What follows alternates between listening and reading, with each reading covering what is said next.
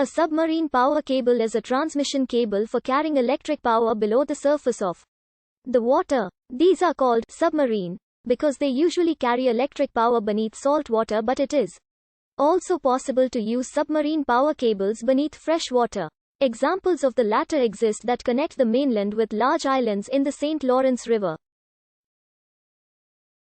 The purpose of submarine power cables is the transport of electric current at high voltage.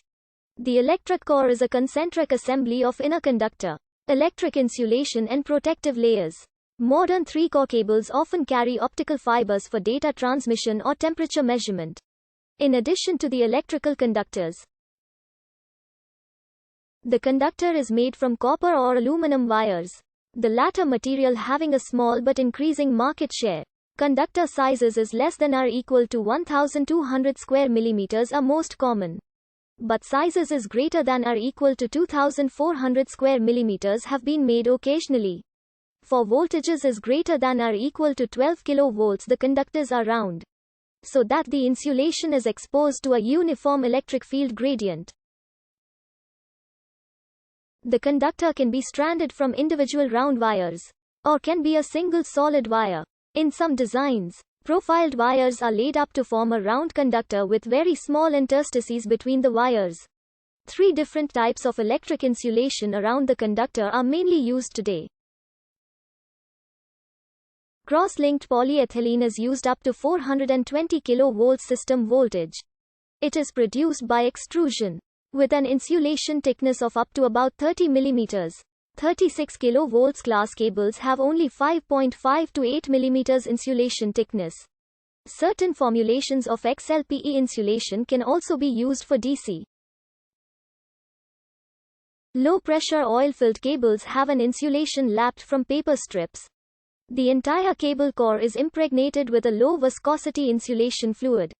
A central oil channel in the conductor facilitates oil flow in cables up to 525 kV for when the cable gets warm, but rarely used in submarine cables due to oil pollution risk with cable damage. Mass-impregnated cables have also a paper-lapped insulation, but the impregnation compound is highly viscous and does not exit when the cable is damaged. Mass-impregnated insulation can be used for massive HVDC cables up to 525 kV. Cables is greater than or equal to 52 kV are equipped with an extruded lead sheath to prevent water intrusion. No other materials have been accepted so far. The lead alloy is extruded onto the insulation in long lengths. In this stage, the product is called cable core. In single-core cables, the core is surrounded by a concentric arming. In three-core cables, three cable cores are laid up in a spiral configuration before the arming is applied. The arming consists most often of steel wires, soaked in bitumen for corrosion protection. Since the alternating magnetic field in AC cables causes losses in the arming, those cables are sometimes equipped with non-magnetic metallic materials.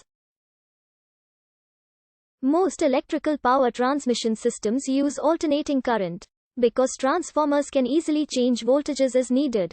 High voltage direct current transmission requires a converter at each end of a direct current line to interface to an alternating current grid. A system using submarine power cables may be less costly overall if using high voltage direct current transmission, especially on a long link where the capacitance of the cable would require too much additional charging current. The inner and outer conductors of a cable form the plates of a capacitor. And if the cable is long, the current that flows through this capacitance may be significant compared to the load current. This would require larger, therefore more costly, conductors for a given quantity of usable power to be transmitted. Alternating current submarine cable systems for transmitting lower amounts of three-phase electric power can be constructed with three-core cables in which all three insulated conductors are placed into a single underwater cable. Most offshore-to-shore wind farm cables are constructed this way. For larger amounts of transmitted power, the AC systems are composed of three separate single-core underwater cables, each containing just one insulated conductor and carrying one phase of the three-phase electric current. A fourth identical cable is often added in parallel with the other three. simply as a spare in case one of the three primary cables is damaged and needs to be replaced. This damage can happen, for example, from a ship's anchor carelessly dropped onto it. The fourth cable can substitute for any one of the other three. Given the proper electrical switching system,